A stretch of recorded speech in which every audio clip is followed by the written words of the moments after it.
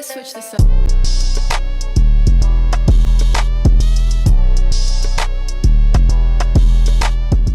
Story time on how I went to a concert with somebody I thought was my friend.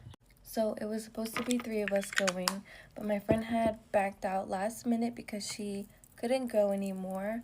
So now it was just me and this other girl that I had invited because she had told me that she also wanted to go. I had hung out with this girl maybe once or twice before, but we never like really went out in public or anything like that. So this was kind of a new boundary for us, or it was just new to us. We ended up having 1 extra ticket because my other friend couldn't go. So I had told my boyfriend at the time if he wanted to go, and he said yes. So now it was 3 of us going, just my boyfriend, that girl, and me. So I had invited her over to my house so we could all ride together, and I let her go through my closet for whatever she wanted to wear. She ended up finding something to wear and then said that she had brought a bottle over if we wanted to drink. I wasn't comfortable drinking at the time. Like, now I'm kind of getting used to it, but I'm a real lightweight. Like, I just can't take liquor like that, so I declined it. While I was retouching my makeup, she had sat down on the bed and proceeded to mention that somebody close to her had a really strong opinion about me. She was telling me but wasn't telling me at the same time. It was kind of weird. It made me feel really, really weird and really uncomfortable because I didn't know who this person was, but she knew and my boyfriend knew. It made me feel so left out. At the same time, I was so embarrassed because I was like, you know, like, how do I not know somebody but they hate me? I remember asking her, I'm like, oh my god, like, what did she say? Just trying to get context out of the conversation. And the girl was like, oh, I really don't remember. After she started talking about you, I zoned out of it. Which was fine. I kind of brushed it off. I thought it was weird, but I brushed it off. And we headed out to the concert. The whole car ride, maybe I was overthinking it, but I don't know.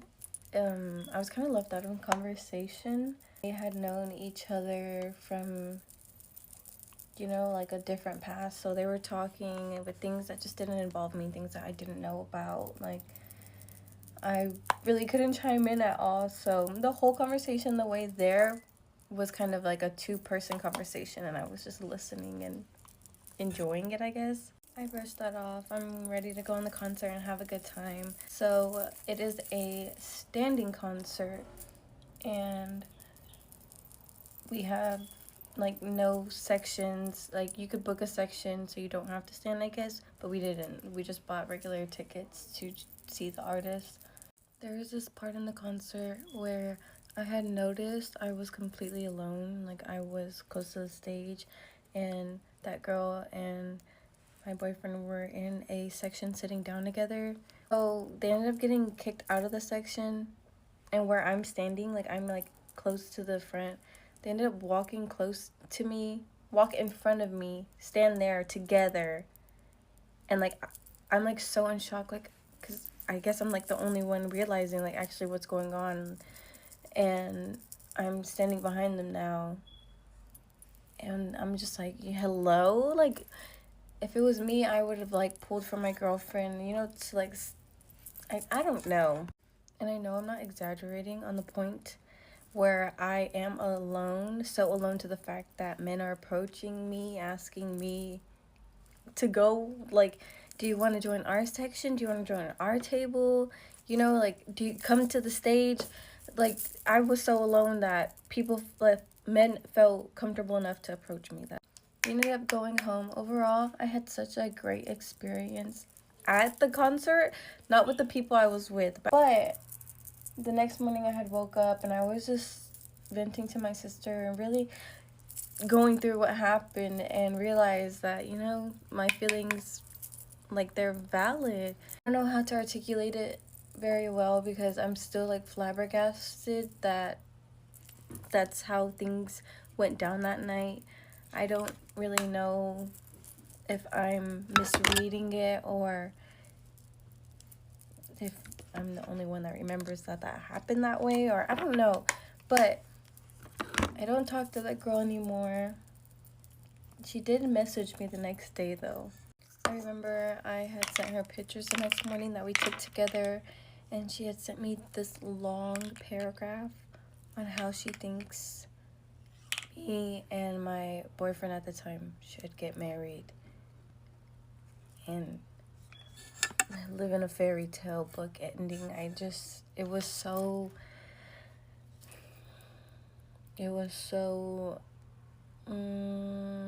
calculated. I will say now I'm extremely careful with who I hang out with, who I let around me, because not that that is a bad thing to venture out, hang out with new people. It's just that I am a little bit more cautious because you never really know people's intentions. So that was a learning lesson for me. But yeah, guys, that is the look for today. I just wanted to remind y'all that your feelings are valid. Act on it, stand on it, protect your peace, do what you have to do to feel at your best always. Story time on how my sister and I became homeless at the age of 17 and 16. So my sister and I moved out of my grandma's house into a motel at the age of 17 and 16, and the motel was right across the street from our high school.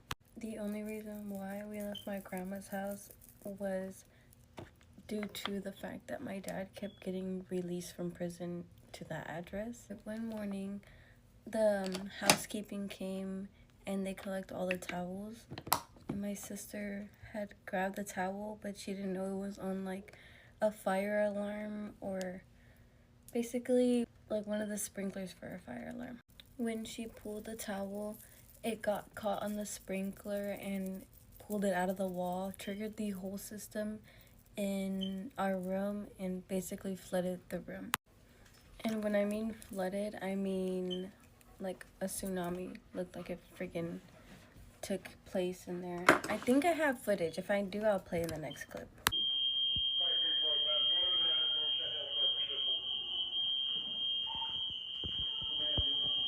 What was left of our personal belongings had gotten like soaked with water. The fire department ended up coming, so did the police, and they were investigating what happened and then realized it was just an accident. So we got kicked out. At that point, we became homeless because we didn't have nowhere else to go. So my uncle ended up letting us stay with him. Thank God for him. He was always so generous with his houses when it came to times of crisis like this. It's probably one of the hardest times in my life because it just seemed like everything was against us at that point. Even though it wasn't, it was just, mistakes and accidents. I feel like I'm only comfortable talking about it now though because of the life my sister and I have built for us. Since then, we have completely changed our environment. My sister and I both graduated. She ended up attending ETBU and I ended up paying for it. I ended up taking college courses through my last job, but let me fix that.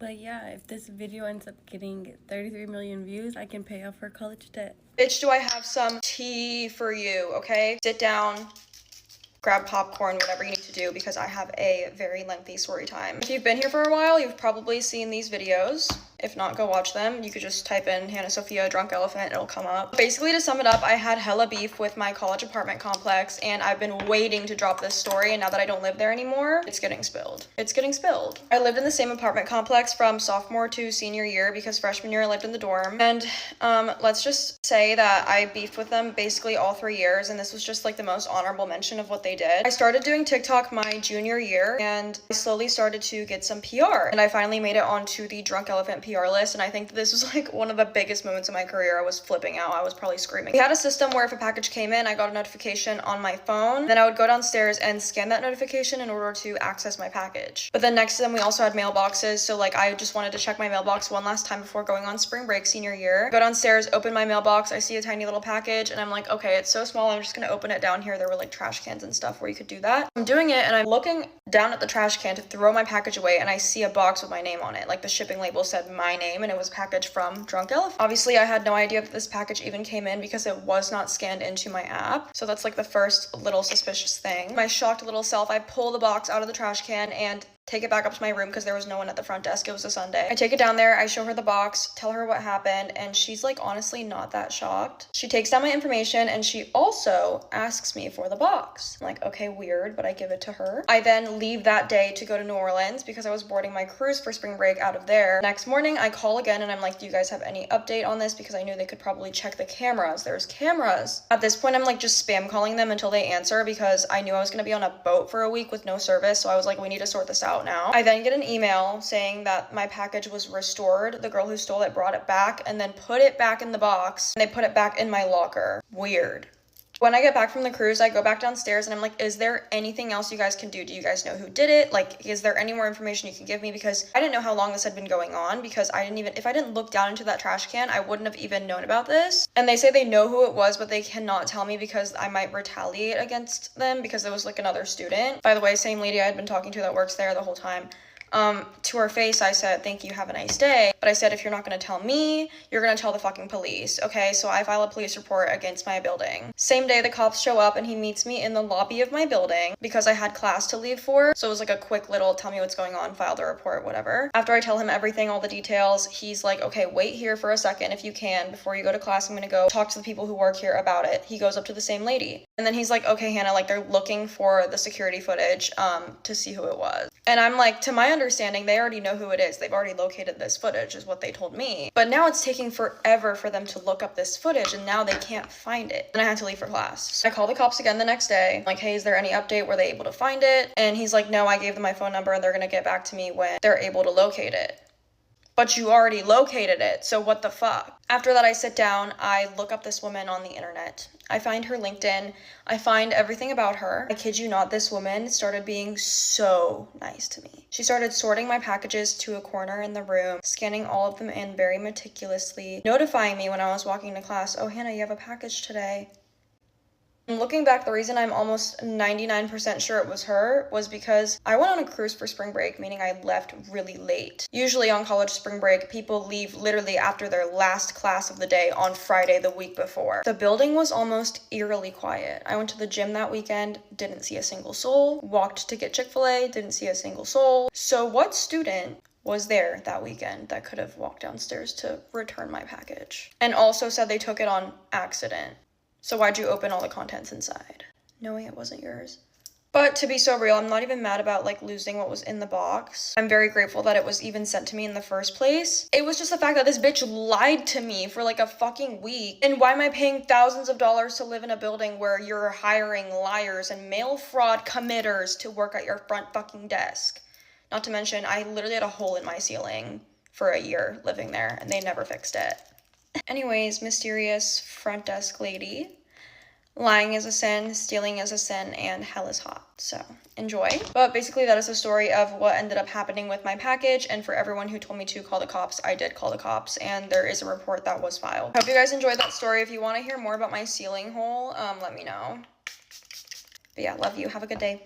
In high school, I was dating this boy and he effed all of my friends. I don't want to make this a hate page about all the people that I mess with and like what the hell they did to me. But listen, we're talking our shit today. So I was dating this boy who went to a different school than me. We didn't go to the same school. I'm a girl that believes, sadly, whoever I want, I will get. And this is someone that I've wanted for like 3-4 years, okay? So when I got the chance, I took it immediately. I don't trust people, but I really seriously trusted him. Like, I felt like there was no wrongdoing that he can do. At the same time, I was just looking for someone to give me that satisfaction of wants and needs. But there were so many red flags, and I just want to tell y'all, if there's a red flag, that is a sign right there, because I had like 8 of them, and I was just like, For one, I was never posted on social media, which, like, I'm not a big person that posts my relationship on social media, but I make it known that I'm in a relationship. Red flag. 2, when I posted him on social media, that shit needs to be deleted ASAP. And I was just like, oh, he doesn't like being posted on social media. It's okay.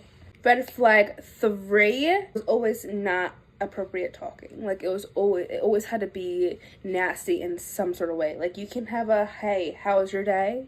He was rude to my parents when he came over. Not like rude, but he was like, he didn't have manners. So he was like, yo, pass me that shit. And I should have known, bitch, don't ever talk to my parents like that ever again. That is literally a wish to right then and there. He never ever wanted to like go out in public. It was always like my house, his house, which I wasn't allowed at his house at the time, but he was allowed at my house and we had to be downstairs. This boy that was at my school told me that he was cheating on me, and I said, no, he's not. Like, you're lying, you're a liar, you just want to break us up because you want me. That was my mindset. Bitch was still Lulu. He came to my friend's house. He literally said, bitch, suck my.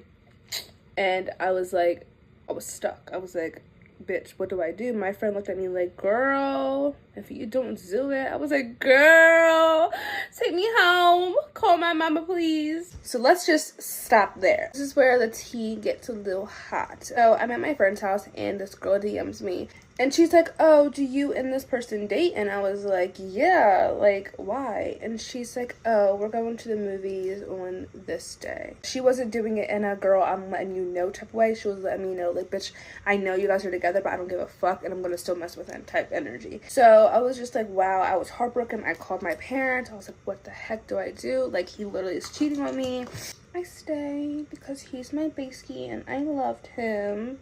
Even though, like, you know, he would hang up on me and say that his mom was calling, but wouldn't call back for 5 more hours. As I'm talking to, like, more of my friends about the situation, they're like, do you know that, this girl did the thing with him? Which was my friend at the time. And I was like, you're kidding. I am not a person that believes in lick backs, but this was a lick back that needed to happen. So I did do a lick back, and I don't regret it. I'm not talking my shit to, like, be mean or, like, be hateful or spiteful. I'm talking my shit for my girls to be like, if you're dating with someone and they cheat once, best believe they're going to do it again.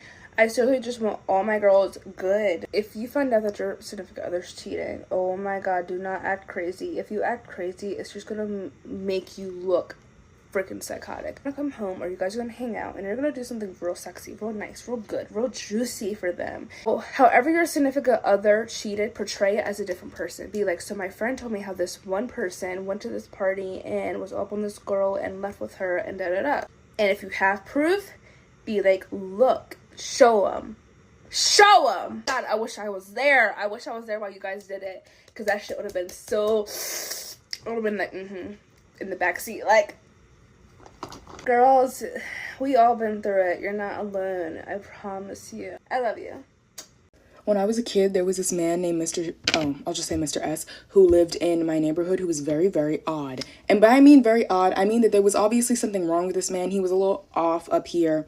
So I'm not trying to come for him or anything. But when I was a kid, like, I could obviously tell he was off. But he would do erratic things, bitch. So I was scared of him. And I felt bad for being scared of him because, like, he was off. But when my parents first moved in here, yeah, it was when they first moved in. This man, like I said, he was off. He didn't know what he was doing, okay? There was something going on up here. He had this pattern of going into people's homes when they were sleeping and asking for a quarter. Yes, I'm looking for my powder puff. Yes, I know that sounds like the scariest thing in the entire world, because it is. And me personally, I would have had a fucking heart attack if somebody walked into my house and asked if I had a quarter while I was sleeping. So my mom, the neighbors basically warned my mom of him. They were like, he's harmless, but like, I wasn't even born yet. This was back in like the 90s, I think, or early 2000s. My neighbor told my parents, she was like, yeah, my husband was taking a nap the other day and he woke up to Mr. S above him and he was like, can I have a quarter? And her husband damn near had a fucking heart attack. Rightfully so, because who expects to wake up to somebody hovering over them when they're taking a nap? So my mom was like, oh no, because my mom is, girl, somebody rings the doorbell and my mom is fucking terrified. So my mom is like, thank you for warning me about him because I don't need that.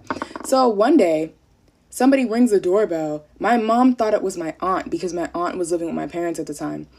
So she just opens the door out of habit. Why is Mr. S literally right here?